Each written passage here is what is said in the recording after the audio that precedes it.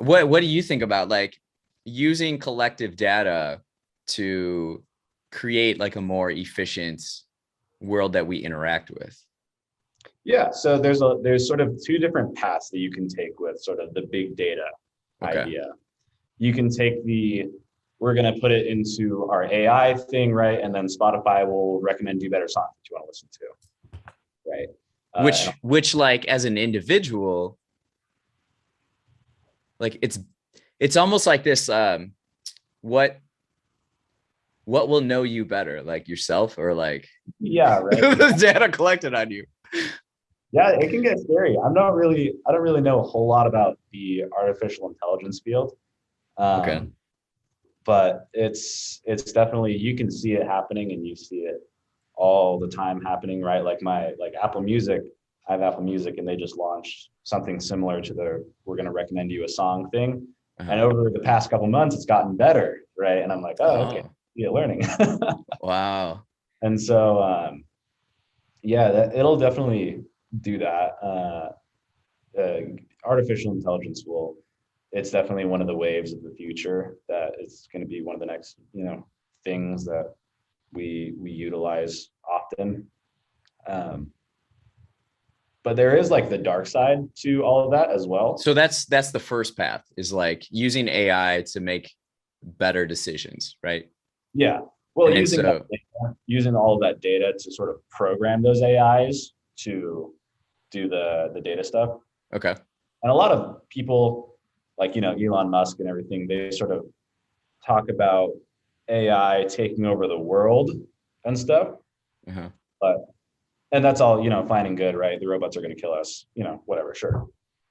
Um, but if we take a step back from that and we look at the actual data that we're using to program these AIs and stuff, um, that's also pretty concerning too, about how much data we give out, not just to companies, right? Like, if Facebook has my birthday, I don't care. But what it does, this is one of sort of an interesting field to get into that not a lot of people talk about, is what's called open source intelligence. Okay. Not sure if you're familiar with that. Yeah, tell me. I'm very curious about this. So it's one of the it's a field where basically the idea is how much can you find out about a person, like sort of almost stalkery-ish, or a business legally from third-party sources. So it's almost like uh, you can find a bunch of data about a person or a business, but you just have to look in the right places. Yeah. You can sort of aggregate all this information and build profiles and build identities about people. So a pretty easy example to walk through is I just did a Q3 security training for the company.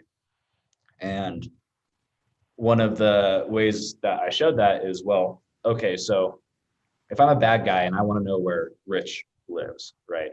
What do I got to do? Okay, I got to figure out which state he lives in. I don't know. I could probably Google it and figure it out. And then, okay, how do I find out where he lives? Well, actually, let's say you live in Idaho for just examples purposes, right? Let's say I found out that you live in Idaho, and I know that I can just go look up your Idaho voter records, right? And so if I go to the Idaho voter records page, it needs a first name, a last name, and a birthday. And where can I find your birthday? Oh, I can find it on your LinkedIn. I can find it on your Facebook, right? Wherever else you have your birthday. And then once I put all that in, I can come up with your residential address, your registered party, all that kind of stuff, right? And then what can I do with that, right? Maybe I can call your power company and say, I want to cut off my service, right? Or I call your ISP and I need a password change. Oh, what's your residential address, right? This, and this. Yeah. And so it's sort of chaining all of these pieces of information together where you can find out a lot about a person, if that makes sense. Just Oh, from, it certainly does. what was that? It certainly does. Yeah. Yeah. So that's sort of a field that I don't think a lot of people think about. They think about, oh, the AIs are going to come kill us and there's going to be robots. Yeah, like sure, right. But more importantly, what can I, as an individual, find out about you that maybe you wouldn't want me to know about, right? What do you think about VPNs? I think they're useful. They're not as cracked up as people say they are, right? I see them all the time on YouTube, like ExpressVPN, whatever. The government's watching you. Yeah. The only reason to really have a personal VPN is for when you're out and about at like an airport. It'll keep you protected there. But from, it can't protect you from big data. That's not what it does. That's not how it works. Okay. So big data. What do you do to protect your privacy? I do the VPN thing for privacy and stuff. Like I have a Facebook, I have an Instagram, I have a website, I have a Twitter. All that kind of stuff is, I don't really mind if Twitter knows what kind of memes I post, right? Or whatever. But it's just sort of stuff like not having my birthday, not having where I live, keeping an eye on those data breaches that you hear about all the time in the news. Those are a real big source of how people get hacked, if that makes sense. Because when you hear about we hear about those data breaches all the time. Like I remember there was the Ashley Madison one, right? Oh yeah, I remember when that happened. Yeah. Yeah. And so, you see about it in the news and they say, oh, the hackers got the passwords and everything.